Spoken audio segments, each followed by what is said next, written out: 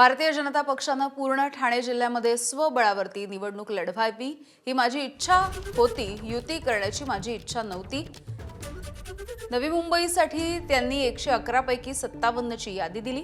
आम्ही त्यांना 20 जागा देऊ असं सांगितलं, पण शेवटपर्यंत कळवतो असं ते म्हणत राहिले।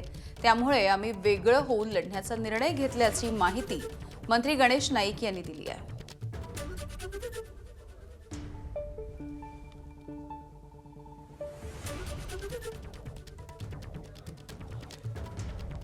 तर युतीच्या संदर्भात गणेश नाईक यांचं हे मोठं विधान आहे। खरं तर भारतीय जनता पक्षानं संपूर्ण ठाणे जिल्ह्यामध्ये स्वबळावरती ही निवडणूक लढवावी अशी इच्छा गणेश नाईक यांनी व्यक्त केलेली होती। मात्र युती करण्याची इच्छा नसल्याचं देखील त्यांनी बोलून दाखवलेलं आहे। नवी मुंबईच्या विकासाबद्दल आपण बोलतच आहोत, पण एक थोडंसं राजकारणाकडे वळायला हवं, कारण की सध्या नवी मुंबईमधलं जे काही राजकारण आहे, युती होणार होती आणि अचानक असं कळलं शेवटच्या दिवशी की आता युती होत नाहीये। आणि दोन्ही पक्ष जे शिवसेना आणि भाजप जे अनेक महानगरपालिकांमध्ये एकत्र लढणार असं सांगण्यात आलं होतं, पण ते आता इथे एकत्र लढत नाहीयेत। मग त्यामुळे जागांची वाटाघाटी, त्यामुळे थोडी फिसकटली का, किंवा इगो कोणाचे मध्ये आले का, किंवा असं काही झालं का की काही व्यक्ती, काही अदृश्य शक्ती होत्या ज्यांना ही युती नकोच होती? नेमकं काय घडलं त्यावेळी? नाही, बाब अशी आहे की खरं म्हणजे माझी ती इच्छाच नव्हती। म्हणजे भारतीय जनता पक्षानं पूर्ण ठाणे जिल्ह्यामध्ये कुठल्याही परिस्थितीत आपल्या कार्यकर्त्याला संधी द्यावी हे माझं म्हणणं होतं, परंतु केंद्रीय नेतृत्वानं माननीय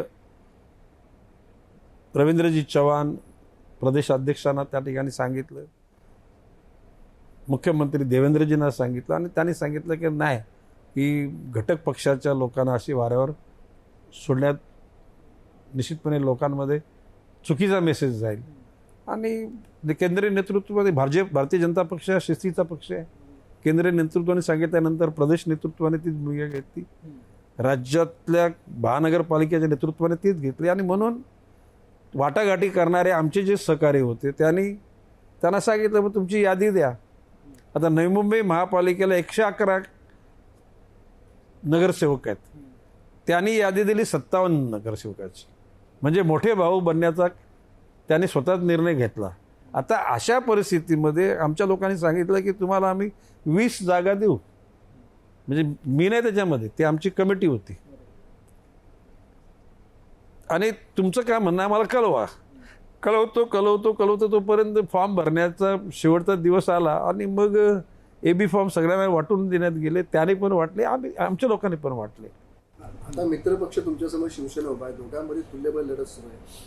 महानगरपालिका लुटीवरून आरोप प्रत्यारोप तुमची शिंदेवर होत आहे, शिंदेकडून तुमच्यावर होत आहे। अरे इन्क्वायरी लावा, SIT नेमा, मी सांगतो, नुसती या 5 वर्षाकरता नाही, जेव्हापासून महापालिका स्थापन झालेले आहे त्या प्रत्येक स्टँडिंग कमिटीमध्ये झालेले ठराव, त्याच्या सगळ्या गालीची परिणिती, याचा सगळ्याचा SIT रिपोर्ट करा। गणेश नाईक, आमचे हात साफ आहेत, आमचं मन पण साफ आहे, आम्ही हरामाचा पैसा नाही कमवला।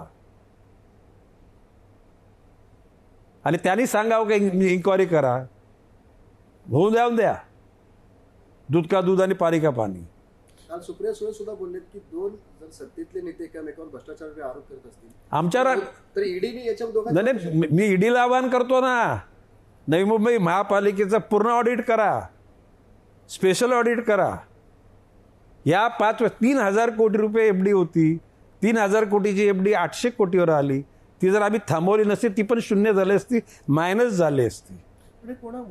आता ते कोणा नगरविकास खातं कोणाकडे आहे? प्रशासक कोणाच्या म्हणजे नियंत्रणाखाली काम करतात? अरे ज्या लोक एकेका वॉर्डमध्ये 100-150 कोटीची कामं झाली, आणि दुसऱ्या वॉर्डमध्ये 10 लाखाची कामं नाही झाली। हा पैसा असं लुटला गेला। कॉन्ट्रॅक्टर रिंग, हे टेंडर तुम्ही 3 लोकांनी भरायचं, हे टेंडर तुम्ही 3 लोकांनी भरायचे, अशा प्रकारची रिंग करून त्या ठिकाणी सगळे भ्रष्टाचार झाला। पण मग तुम्हाला जर हे एवढा मोठा भ्रष्टाचार सर समजत होता, तर तुम्ही त्यावेळी आवाज उठवायला? अरे मी बोललो ना, तुम्ही विधान भवनात काय बोललोय की जे महानगरपालिकेला जे भूखंड मिळण्याचे, ते मी बोललो, सिडकोमध्ये बिल्डरांचे दलाल आहेत, एकनाथजी शिंदे मुख्यमंत्री, देवेंद्र फडणवीस उपमुख्यमंत्री, अजितदादा उपमुख्यमंत्री, त्याला मी बोललो ना, सिडकोमध्ये बिल्डर लोकांचे दलाल आहेत, शासनामध्ये बिल्डर लोकांचे दलाल आहेत आणि शासनातल्या सगळ्यांचे हात साफ नाहीत, हे रेकॉर्डवर बोललेलं आहे. एबीपी माझा, उघडा डोळे बघा नीट.